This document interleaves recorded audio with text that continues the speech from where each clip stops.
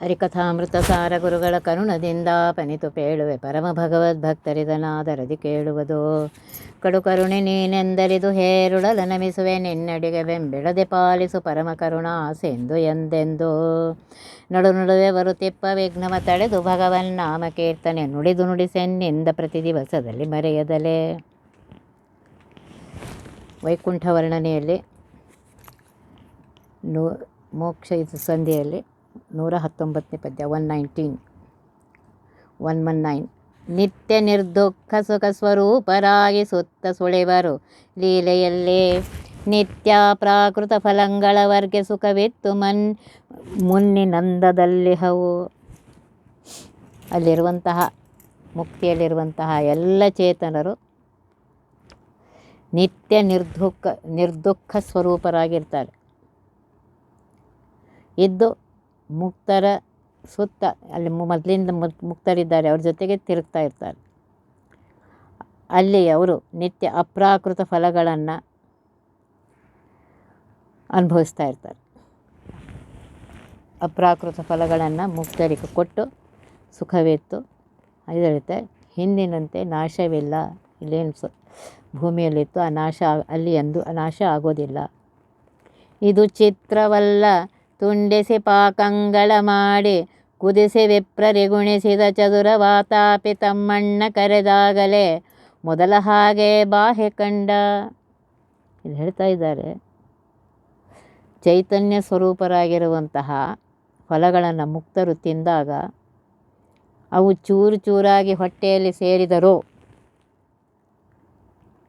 ಅವು ಬಳಿಕ ಹೊರತೆಗೆದು ಮೊದಲಿನಂತೆ ಆಗೋದೇನು ಆಶ್ಚರ್ಯ ಅಲ್ಲ ಅಂತ ಹೇಳ್ತಾ ಇದ್ದಾರೆ. ಇದು ಅವಿಶ್ವಸನೀಯವೂ ಅಲ್ಲ. ಯಾಕೆ ಅಂದರೆ ಸಂಸಾರದಲ್ಲಿ ಪ್ರಾಕೃತ ವಸ್ತುಗಳಲ್ಲೇ ಇದು ಸಂಭವಿಸ್ತಾ ಇದೆ. ಉದಾಹರಣೆಗೆ ಹೇಳ್ತಾ ಇದ್ದಾರೆ, ವಾತಾಪಿ ಇಲ್ವ ಅಂತ ಇಲ್ವಲ್ಲ ಅಂತ ಹೇಳಿ ಅಣ್ಣ ತಮ್ಮಿಂದರು ಅವ್ರೇನು ಮಾಡ್ತಿದ್ರು ಅಂದರೆ, ಬ್ರಾಹ್ಮಣರಿಗೆ ಆ ವಾತಾಪಿ ಅನ್ನೋ ಅಸುರ ಅವನು ಅಣ್ಣನಾದ ಇಲ್ವನನ್ನು ಕಡಿದು ಚೂರು ಚೂರು ಮಾಡಿ ಅಡುಗೆ ಮಾಡಿ ಕುದಿಸಿ ಅಡುಗೆ ಮಾಡಿ ಆ ಬ್ರಾಹ್ಮಣರಿಗೆ ಉಣಿಸ್ಬಿಡ್ತಿದ್ದ. ಅವ್ರಿಗೆ ಗೊತ್ತಾಗ್ತಾ ಇರಲಿಲ್ಲ. ಆಮೇಲೆ ಊಟ ಮಾಡಿ ಸ್ವಲ್ಪ ಹೊತ್ತಾದಮೇಲೆ ಅವನು ಕರಿಬೇಕು, ವಾತಾಪಿ ಹೊರಗೆ ಬಾ ಅಂಥೇಳಿ. ಅವನು ಹೊಟ್ಟೆ ಹೊಡ್ಕೊಂಡು ಬದ್ಬಿಡಬೇಕು. ಆಗ ಅವರೆಲ್ಲ ಹೊಟ್ಟೆ ಇದು ಮಾಡ್ಕೊಂಡು ಸತ್ತು ಹೋಗ್ತಾಯಿದ್ರು. ಈ ರೀತಿಯಾಗಿ ಅವರಿಗೆ ತ್ರಾಸು ಕೊಡ್ತಾಯಿದ್ರು ಅವರು. ಒಮ್ಮೇನಾಯಿತು ಅಂತಂದರೆ ಅಗಸ್ತ್ಯರು ಅಗಸ್ತ್ಯರಿಗೂ ಹೀಗೆ ಮಾಡ್ದ. ವಾತಾಪಿ ಹೊರಗೆ ಬಾ ಅಂತ ಕರೆದಾಗ ಅಗಸ್ತ್ಯರು ಏನು ಮಾಡಿದರು ಅಂದರೆ ಆ ವಾತಾಪಿಯನ್ನೇ ಜೀರ್ಣ ಮಾಡಿಸ್ಕೊಂಡ್ಬಿಟ್ಟಿದ್ರು. ವಾತಾಪಿ ಬಾ ಅಂದ್ರೆ ಬರಬೇಕೇನು, ವಾತಾಪಿ ಹೊರಗೆ ಬರಲೇ ಇಲ್ಲ. ಹೀಗೆ ಸಂಸಾರದಲ್ಲಿ ಒಬ್ಬ ರಾಕ್ಷಸನು ಬ್ರಾಹ್ಮಣರಿಗೆ ತನ್ನ ಮೈಯಿಂದ ಭೋಜನ ಸುಖವನ್ನಿತ್ತು ಹೊಟ್ಟೆಯಿಂದ ಹೊರಗೆ ಬರುತ್ತಿದ್ದ ಅಂತಂದರೆ ಮುಕ್ತಿಯಲ್ಲಿ ವೃಕ್ಷ ಜೀವ ಹಾಗೆ ಮಾಡಲಾರೇನು? ಮುಕ್ತರು ಉಂಡಂತಹ ಫಲಗಳು ಸೂಕ್ಷ್ಮ ರೂಪದಿಂದ ಹೊರಗೆ ಬರುತ್ತೆ. ಹೊಟ್ಟೆ ಹರ್ಕೊಂಡು ಬರೋದಿಲ್ಲ, ಒಂದು ನೆನ್ಪಿಟ್ಕೊಳ್ಳಿ. ಹೊಟ್ಟೆ ಹರ್ಕೊಂಡು ಬರೋದಿಲ್ಲ, ಹಾಗೆ ಬರುತ್ತೆ. ಅಂದರೆ ಮುಕ್ತಿಯಲ್ಲಿ ಅವರು ಆರಾಮ್ಸೆ ಹೇಗೆ ಬೇಕು ಹಾಗಿರ್ಬೋದು.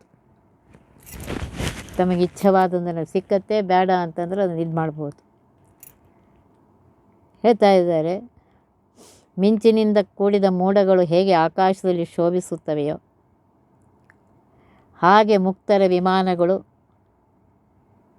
ಸುಂದರರಾದ ಸ್ತ್ರೀಯರಿಂದ ಶೋಭಿಸ್ತಾ ಇದೆ ಅಂತ ಭಾಗವತ ವರ್ಣಿಸಿದೆ.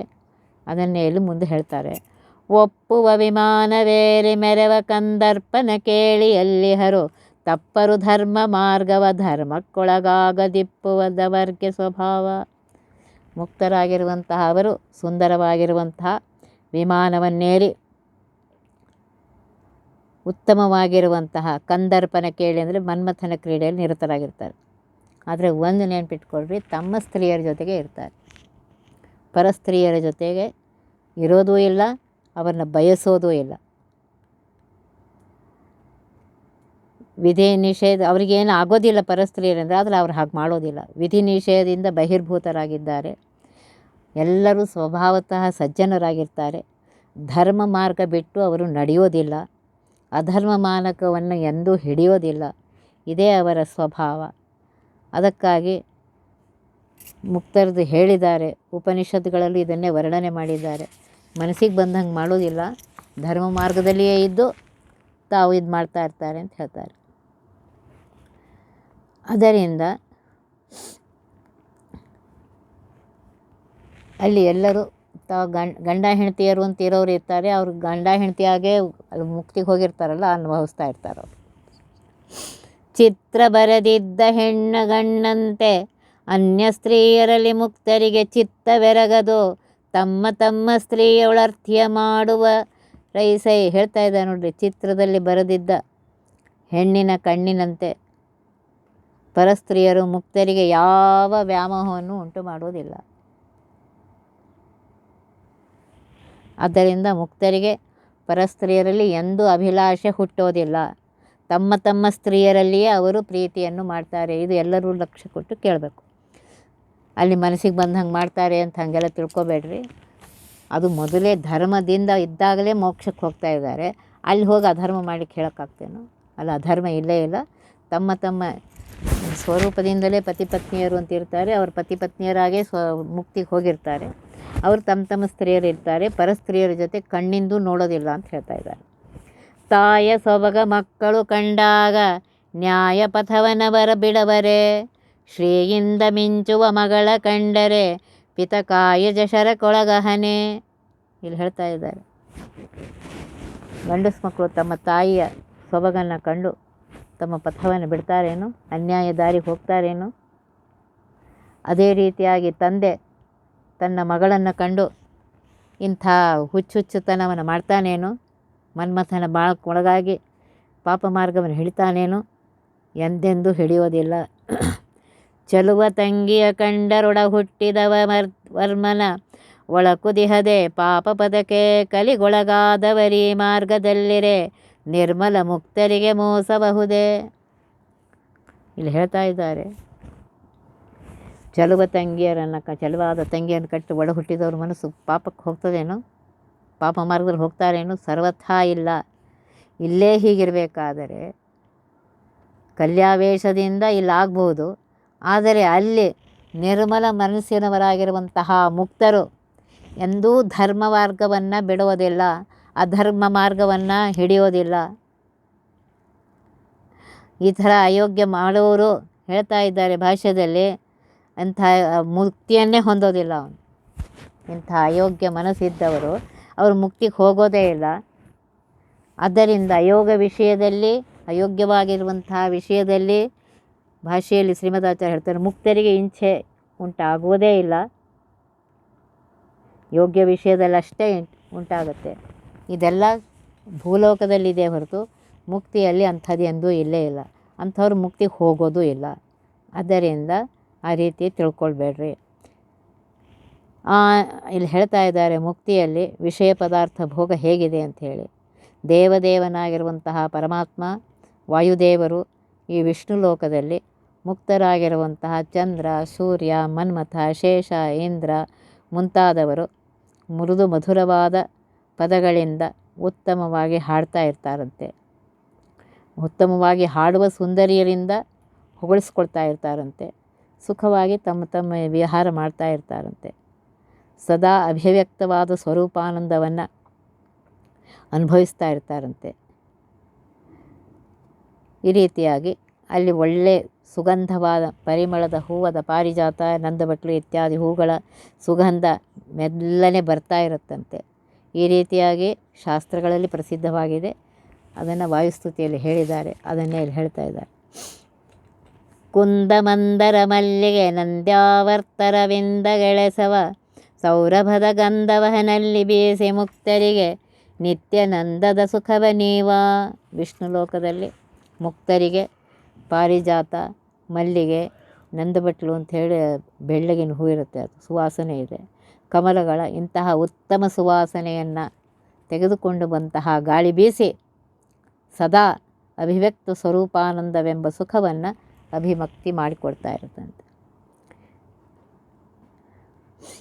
ಅದರಿಂದ ಲಿಂಗಭಂಗವಾಗಿದೆ, ಸ್ವರೂಪ ಆನಂದ ವ್ಯಕ್ತಿ ಇದೆ. ಅದರಿಂದ ಲೀಲೆಯಿಂದ ವಿಷಯಭೋಗದ ಪದಾರ್ಥದ ಮೂಲಕ ಮುಕ್ತರು ತಮ್ಮ ಸ್ವರೂಪದ ಆನಂದವನ್ನು ಮತ್ತೆ ಮತ್ತೆ ಅಭಿವ್ಯಕ್ತಿ ಮಾಡ್ತಾ ಇರ್ತಾರೆ. ಚಂದನ ರಸ ಪೋಸಿದವನ ಮೈಯೊಳು ಹೊಂದಿದ ಮೊದಲಿನ ಶೈತ್ಯವನೆ ಮಂದ ಮಾರುತ ಬಂದು ವ್ಯಕ್ತ ಮಾಡಿಸುವುದರಿಂದ ಮುಕ್ತರ ಭೋಗಗಳಿಗಿವೆ. ಮೈಗೆ ಶ್ರೀಗಂಧವನ್ನು ಹಚ್ಚಿಕೊಂಡಿರುವಂತಹ, ಬಳಿದುಕೊಂಡಿರುವಂತಹ ಅವನ ಮೈಗೆ ಸಣ್ಣ ಮಂದವಾದ ಮಾರುತ ಬೀಸಿದಾಗ ಏನಾಗುತ್ತೆ, ಆ ಗಾಳಿ, ಆ ಸುಗಂಧದ ಗಾಳಿ ಎಲ್ಲ ಕಡೆ ಹೋಗುತ್ತೆ ತಾನೆ. ಗಾಳಿಯಲ್ಲೇನು ಅದು ಶೈತ್ಯ ಏನಿಲ್ಲ, ಅಂದರೆ ಒದ್ದೆ ಏನಿಲ್ಲ. ಹಾಗೆಯೇ ಮುಕ್ತರಿಗೆ ಭೋಗ ಪದಾರ್ಥಗಳು ಅವರ ಸ್ವರೂಪದಲ್ಲಿರುವ ಆನಂದವನ್ನೇ ವ್ಯಕ್ತಿ ಮಾಡಿಕೊಡುತ್ತೆ ಹೊರತು ಹೊರಗಿನ ಹೇಗೆ ಸಂಸಾರಿಗಳಿಗೆ ಬಾಹ್ಯ ಅಂತಃಕರಣ ಸುಖವನ್ನು ಉತ್ಪತ್ತಿ ಮಾಡಿಕೊಡುವಂತೆ ಸ್ವರೂಪ ಸುಖದಲ್ಲಿ ಆ ಮುಕ್ತರಿಗೆ ಅದು ಇಲ್ಲ. ಹೊಸದಾಗಿ ಉತ್ಪತ್ತಿ ಮಾಡ್ಕೋದಿಲ್ಲ, ಸ್ವರೂಪದಲ್ಲಿ ಆನಂದ ಇದೆ, ಅದು ಅಭಿವ್ಯಕ್ತಿ ಆಗ್ತಾ ಇದೆ. ಮತ್ತ ನರ್ತನದಂತೆ ಶಕ್ತ ನೃಪಾಲೆಗೆ ಭೃತ್ಯನ ಕೈಲಾಗಿನಂತೆ ಮುಕ್ತರ ಭೋಗಂಗಳಿಪ್ಪವು ಹರಿಯ ಚಿತ್ರ ಚರಿತ್ರನ ಲೀಲೆಗಳು. ಹೇಗೆ ಸಂತೋಷದಿಂದ ಆಗಿರುವ ಮತ್ತ ನರ್ತನದಂತೆ ಸಂತೋಷನಾಗಿರುವಂತಹ ಮನುಷ್ಯ ಹುಚ್ಚನಂತೆ ಕುಣಿತಾನೆ. ಭಾಳ ಸಂತೋಷ ಆಗಿದೆ, ಅಯ್ಯೋ ನನಗೆ ಅಷ್ಟ ಆಯ್ತು, ಹಿಂಗಾಯ್ತು ಅಂತ ಕುಣಿತಾನಲ್ಲ, ಹಾಗೆ ಶಕ್ತಿಶಾಲಿಯಾಗಿರುವಂತಹ ರಾಜನಿಗೆ ಸೇವಕರು ಅವನಿಗೆ ಹೇಗೆ ಕೈ ಕರಾವಲಂಬನ ಕೊಟ್ಟು ಕೈ ಹಿಡಿದು ನಡೀರಿ, ಇಲ್ಲಿ ಬರ್ರಿ, ಈ ಕಡೆ ಹೋಗ್ರಿ ಅಂತ ಹೇಳ್ತಾರೆ, ಹಾಗೆ ಮುಕ್ತರಿಗೆ ವಿಷಯ ಪದಾರ್ಥ ಭೋಗಗಳಿರುತ್ತವೆ. ಚಿತ್ರಚರಿತನಾಗಿರುವಂತಹ ಪರಮಾತ್ಮನ ಲೀಲೆಗಳು ಹೀಗೆ ಇರುತ್ತವೆ ಅಂತೇಳಿ ಹೇಳ್ತಾರೆ. ಮುಕ್ತರ ವಿಷಯದಲ್ಲಿ ಭೋಗಗಳಾಗಲಿ ಹರಿಯ ಲೀಲೆಗಳಾಗಲಿ ಸುಖಕ್ಕಾಗಿ ಅಲ್ಲ, ಇದನ್ನೆಲ್ಲರೂ ನೆನಪಿಟ್ಕೊಳ್ಳಿ. ಸುಖದಿಂದ ಅವ್ರಿಗೆ ಬರ್ತಾ ಇದೆ ಹೊರತು ಅದು ಆದಮೇಲೆ ಸುಖ ಆಗುತ್ತೆ ಅಂತಿಲ್ಲ. ಪರಮಾತ್ಮ ಅಂತೂ ಯಾವಾಗಲೂ ಆನಂದವನ ಮನುಷ್ಯ, ಆನಂದವನೇ ಅವನು, ಯಾವಾಗಲೂ ಆನಂದನೇ, ಪರಮಾನಂದ ರೂಪನಾಗಿರುವಂತಹ ಪರಮಾತ್ಮನಿಗೆ ಹೊಸದಾಗಿ ಸುಖ ಬರಬೇಕು ಅಂತೇನಿಲ್ಲ. ಹಾಗೆ ಮುಕ್ತರಿಗೂ ಹೊಸದಾಗಿ ಸುಖ ಬರಬೇಕು ಅಂತೇನಿಲ್ಲ, ಅದು ಇದೆ, ಅದು ನೋಡಿ ಸುಖದ ಉದ್ರೇಕ ಆಗತ್ತಷ್ಟೆ. ಈ ರೀತಿಯಾಗಿ ಉಪನಿಷತ್ತು ಹೇಳಿದೆ, ಅದನ್ನೇ ಇಲ್ಲಿಯೂ ಹೇಳ್ತಾ ಇದ್ದಾರೆ. ನಿತ್ಯ ತೃಪ್ತನು ಕೃತ್ತನಚ್ಯುತಗಡ ಮುಕ್ತರೆಲ್ಲಾಪಕಾಮರುಗಡ ಇತ್ತ ಇವರಾಟವ ಅತ್ತ ಶ್ರುತಿ ಪಾಠವ ವ್ಯರ್ಥ ಮಾಡದವ ಜಾಣ. ಇಲ್ಲಿ ಹೇಳ್ತಾ ಇದ್ದಾರೆ, ಎಲ್ಲ ಶ್ರುತಿಗಳು ಹೇಳ್ತಾ ಇವೆ, ಪರಮಾತ್ಮ ನಿತ್ಯ ತೃಪ್ತನಾಗಿದ್ದಾನೆ, ಕೃತಕೃತ್ಯನಾಗಿದ್ದಾನೆ. ಅವನಿಗೆ ಹೊಸದಾಗಿ ಪಡೆಯಬೇಕನ್ನೋದು ಏನೂ ಇಲ್ಲ, ಎಲ್ಲವೂ ಇದೆ ಅವನಿಗೆ ಅಂತ ಹೇಳ್ತಾ ಇದೆ. ಶ್ರುತಿಗಳು ಹೇಳ್ತಾ ಇವೆ, ಮುಕ್ತರನ್ನು ಆಪ್ತಕಾಮರು ಅಂತ ಕರೀತಾ ಇವೆ ವೇದ ಶ್ರುತಿಗಳು. ಅವರು ಆಪ್ತಕಾಮರಾಗಿದ್ದಾರೆ. ಇಲ್ಲಿ ಮತ್ತೆ ಹೇಳ್ತೇವೆ, ಮುಕ್ತರನ್ನು ಯಥೇಚ್ಛ ಸುಖ ಭೋಕ್ತೃಗಳು ಅಂತ ವರ್ಣಿಸಿದ್ದಾರೆ. ಅವರಿಗೇನು ಬೇಕೋ ಆಗಿಂದಾಗೆ ಅದು ಸಿಕ್ಕತ್ತೆ, ಅದನ್ನು ಅನುಭವಿಸ್ತಾರೆ. ಅವರು ಪೂರ್ಣಾನಂದರಾಗಿದ್ದಾರೆ, ಆಪ್ತಕಾಮರಾಗಿದ್ದಾರೆ. ಆದ್ದರಿಂದ ಅವರು ಅನುಭವಿಸ್ತಾ ಇರ್ತಾರೆ. ಅದರಿಂದ ಇಲ್ಲಿ ಹೇಳ್ತಾ ಇದ್ದಾರೆ, ವಿಷಯ ಪದಾರ್ಥ ಭೋಗನೇ ಸುಖ ಅಲ್ಲ, ಮೊದಲೇ ಅವರು ಸುಖದಿಂದಲೇ ಇದ್ದಾರೆ. ಇವುಗಳಿಂದ ಇನ್ನೂ ಹೆಚ್ಚಿನ ಸುಖ ಆಗುತ್ತೆ ಹೊರತು ಅದರಿಂದ ಇದೇ ಹಿಂಗಿದೆ, ಈ ಪದಾರ್ಥದಿಂದ ಅವ್ರಿಗೆ ಸುಖ ಸಿಕ್ಕತ್ತೆ, ಅವ್ರಿಗೆ ಕೇಳಬೇಕಾಗ್ತಾರೆ, ಅವ್ರು ಬೇಡ್ತಾರೆ, ಈ ಅರ್ಥಗಳನ್ನ ಇಟ್ಕೋಬೇಡ. ಹೇಗೆ ಪ್ರಕಾಶ ಸ್ವರೂಪನಾದಂತಹ ಸೂರ್ಯನಿಗೆ ದೀಪ ಹಿಡಿತೀವೇನೋ ಹಾಗೆ ಪೂರ್ಣಾನಂದರಾಗಿರುವಂತಹ ಮುಕ್ತರಿಗೆ, ಪೂರ್ಣಾನಂದ ಜ್ಞಾನಾನಂದ ಸ್ವರೂಪನಾಗಿರುವಂತಹ ಪರಮಾತ್ಮನಿಗೆ ವಿಷಯ ಪದಾರ್ಥನ ಅನುಭವದಿಂದ ಏನಾಗಬೇಕಾಗಿದೆ, ಆ ಭೋಗವು ಒಂದು ಕ್ರೀಡಾ ಅಂತ ತಿಳ್ಕೊಳ್ಳಿ, ಅದೊಂದು ಆಟ ಇದ್ದಂಗೆ. ಅವರಿಗದು ಬೇಕು ಆಗಿಲ್ಲ, ಅದು ಸುಮ್ಮನೆ ಆಟ ಇದ್ದಂಗೆ ಮಾಡ್ತಾರವರು. ಅದರಿಂದ ತಮ್ಮ ನಿತ್ಯಾನಂದ ತಪ್ಪದಂತೊದಗಿದ ವಿಷಯ ರಾಶಿಗಳ ಮದನ ನಯ್ಯನ ಪುರದಿ ನೆಲೆಸಿರ್ತ ಮುಕ್ತರೋ ಮುದದಿಂದ ಸೇವೆ ಪರೈಸೆ. ಆದ್ದರಿಂದ ಪರಮಾತ್ಮನ ಪಟ್ಟಣದಲ್ಲಿರುವಂತಹ ಹೇಳ್ತಾ ಇದ್ದಾರೆ, ನೆಲೆಸಿರುವಂತಹ ಮುಕ್ತರು ತಮ್ಮ ಸ್ವರೂಪಭೂತವಾಗಿರುವಂತಹ ನಿತ್ಯಾನಂದದ ಅಸ್ತಿತ್ವಕ್ಕೆ ವಿರುದ್ಧವಾಗದಂತೆ ತಮಗೆ ಇಚ್ಛಾ ಮಾತ್ರದಿಂದ ದೊರೆತ ಭೋಗ ಪದಾರ್ಥಗಳನ್ನು ಆನಂದದಿಂದಲೇ, ಅಂದರೆ ಅಂದರೆ ಆನಂದಕ್ಕಾಗಿ ಅನುಭವಿಸ್ತಾ ಇಲ್ಲ ಅವರು. ನಾವು ಏನಾದರೂ ಅನುಭವಿಸ್ತಾ ಇದ್ದೇವೆ ಅಂದರೆ ಹೊಸ ಬಟ್ಟೆ ಹಾಕ್ತಾ ಇದ್ದೇವೆ ಸಂತೋಷಕ್ಕೋಸ್ಕರ, ಊಟ ಮಾಡ್ತಾ ಇದ್ದೇವೆ ಸಂತೋಷಕ್ಕೋಸ್ಕರ. ಅಲ್ಲಿ ಹಾಗಲ್ಲ, ಅವರ ಆನಂದಕ್ಕಾಗಿ ಅಲ್ಲ ಭೋಗ ಪದಾರ್ಥನ ಅನುಭವಿಸ್ತಾ ಇದ್ದಾರೆ. ಅವ್ರು ಏನು ಮಾಡಿದೆ, ಸಿಕ್ಕಿದೆ ಅದನ್ನು ಇದು ಮಾಡ್ತಾ ಇದ್ದಾರೆ ಹೊರತು ಪ್ರಿಯವಾದುದರಿಂದ ನೋಡಿರಿ, ಅಭಿವ್ಯಕ್ತವಾಗಿ ಸ್ವರೂಪಾನಂದ ಪ್ರಿಯವಾದುದರಿಂದ ನೋಡಿರಿ, ವಿಷಯ ಭೋಗದಿಂದ ಅಭಿವ್ಯಕ್ತವಾಗುವ ಸ್ವರೂಪಾನಂದ ಪ್ರಿಯವಾದುದರಿಂದ ಆನಂದದಿಂದಲೇ ವಿಷಯ ಪದಾರ್ಥಗಳನ್ನು ಸೇವಿಸ್ತಾರೆ ಅಂತ ಯುಕ್ತ ಮಲ್ಲಿಕೆ ಹೇಳಿದರೆ, ಅದನ್ನು ಇಲ್ಲೇ ಹೇಳ್ತಾರೆ. ತಮ್ಮ ನಿತ್ಯಾನಂದ ತಪ್ಪದಂತೆ ವಿಷಯ ರಾಶಿಗಳನ್ನು ಸೇವಿಸುತ್ತಾರೆ. ಶುದ್ಧ ಸತ್ವಾತ್ಮಕವಾಗಿರುವಂತಹ ಮುಕ್ತರು ಸ್ವರೂಪಾನಂದಕ್ಕೆ ಭಂಗವಾಗದಂತೆ ಶುಭ ಭೋಗವನ್ನು ಅನುಭವಿಸ್ತಾರೆ ಹೊರತು ದುಃಖ ಭೋಗವನ್ನು ಅಲ್ಲ. ದೀಪ ಎಣ್ಣೆಯನ್ನು ಹೀರಿ ಬೆಳಗುತ್ತದೆ ಹೊರತು ಕಾಡಿಗೆಯಿಂದ ಅದು ಕಪ್ಪಾಗುವುದಿಲ್ಲ. ಹಾಗೆ ಇವರು ಸುಖ ಬೇಕು ಅಂತ ಹೇಳಿ ಇದು ಮಾಡ್ತಾ ಇಲ್ಲ, ಪ್ರಯತ್ನ ಮಾಡ್ತಾ ಇಲ್ಲ, ಬಂದ ಸುಖವನ್ನು ಅನುಭವಿಸ್ತಾರೆ. ಅರವೆಂದುಣ್ಣವೆಂದು ಅಲ್ಲಿ ಸುಧಸಾಗರ ಎರಡೆಂದಿಪ್ಪವು ಗಡ ಸರಸಲೀಲೆಯಿಂದಲದರ ರಸವನು ಮುಕ್ತರು ಬಂದು ಆಸ್ವಾದಿಸುವರು ಗಡ. ವಿಷ್ಣು ಲೋಕದಲ್ಲಿ ಅರ ಎಂದು ಜ್ಞ ಎಂದು ಎರಡು ಅಮೃತ ಸಮುದ್ರ ಇದೆ. ಅರ ಮತ್ತು ಜ್ಞ ಅನ್ನುವಂತಹ ಎರಡು ಅಮೃತದ ಸಮುದ್ರ ಇದೆಯಂತೆ. ಅವುಗಳ ಚಿದಾನಂದಮಯವಾದ ರಸವನ್ನು ಮುಕ್ತರು ಬಂದು ಸರಸಲೀಲೆಯಿಂದ ಅದನ್ನು ಆಸ್ವಾದಿಸ್ತಾರಂತೆ. ಅರ ಣ ಎಂದು ಸುಧೆ ಸಾಗರ ಎರಡು ಇಪ್ಪವು. ಸುಧಾಸಾಗರ, ಅಮೃತದ ಸಾಗರ ಅಲ್ಲಿ ಎರಡಿದೆ, ಅರ ಮತ್ತು ಣ ಅಂಥೇಳಿ. ಆ ಸಾಗರವನ್ನು ಚಿದಾನಂದಮಯನಾಗಿರುವಂತಹ ಮುಕ್ತರು ಬಂದು ಆ ಚಿದಾನಂದಮಯ ಆಗಿರುವಂತಹ ರಸವನ್ನು ಸರಸದಿಂದ ಲೀಲೆಯಿಂದ ಆಸ್ವಾದನೆ ಮಾಡ್ತಾರೆ. ಪರಮಾತ್ಮನ ಧಾಮತ್ರಯದಲ್ಲಿ ಭೂಭಾಗ ದುರ್ಗಾಭಾಗಗಳಿಂದ ಶ್ರೀಭಾಗವನ್ನು ಬೇರ್ಪಡಿಸುವ ಗಡಿರೇಖೆಗಳಂತೆ ಅರ ಮತ್ತು ಜ್ಞ ಎಂಬ ಎರಡು ಅಮೃತ ಸಾಗರಗಳಿವೆ. ಅದು ವಿಷ್ಣು ರಹಸ್ಯದಲ್ಲಿ ಬಂದಿದೆ. ಅದೇ ರೀತಿಯಾಗಿ ಈ ಅರ ಮತ್ತು ಜ್ಞ ಈ ಅಮೃತದ ಇದರಲ್ಲಿ ಚಿದಾನಂದಮಯವಾಗಿರುವಂಥ ಅಮೃತದ ಇದರಲ್ಲಿ ರಸದಲ್ಲಿ ಅವರು ಆನಂದದಿಂದ ಅನುಭವಿಸ್ತಾರೆ ಹೊರತು ಹೊಸದಾಗಿ ಬರಬೇಕು ಅಂತೂ ಇಲ್ಲ, ಇಲ್ಲದೇ ಇದ್ದರೆ ದುಃಖ ಆಗ್ತದೆ ಅಂತೂ ಇಲ್ಲ, ಸಿಕ್ಕಿದೆ ಅಂತ ಹೇಳಿ ಆನಂದ ಆಯಿತು, ಅಯ್ಯೋ ಸಿಕ್ತಿದ್ದಿಲ್ಲ ಅಂತ ಹಾಗೂ ಇಲ್ಲ. ಅನಾಯಾಸವಾಗಿ ಬಂದದ್ದನ್ನು ಇದು ಮಾಡ್ತಾಯಿದ್ದಾರೆ ಅಷ್ಟೆ. ಒಂದು ಅಶ್ವತ್ಥವು ಚಂದದಮೃತ ರಸ ಎಂದೆಂದು ಕರೆವು ತಿಪ್ಪುದು ಗಡ ಬಂದದ ನೊಮ್ಮೊಮ್ಮೆ ಮುಕ್ತರು ತಮ್ಮ ಮನ ಬಂದಂತೆ ಸವಿಯು ತಿಪ್ಪರು ಗಡ. ವಿಷ್ಣು ಲೋಕದಲ್ಲಿ ಅಶ್ವತ್ಥ ವೃಕ್ಷಗಳಿವೆ. ಒಂದೊಂದು ಅಶ್ವತ್ಥ ವೃಕ್ಷವು ಒಳ್ಳೆಯ ಅಮೃತ ರಸವನ್ನೇ ಸುರಿಸ್ತಾ ಇರುತ್ತಂತೆ.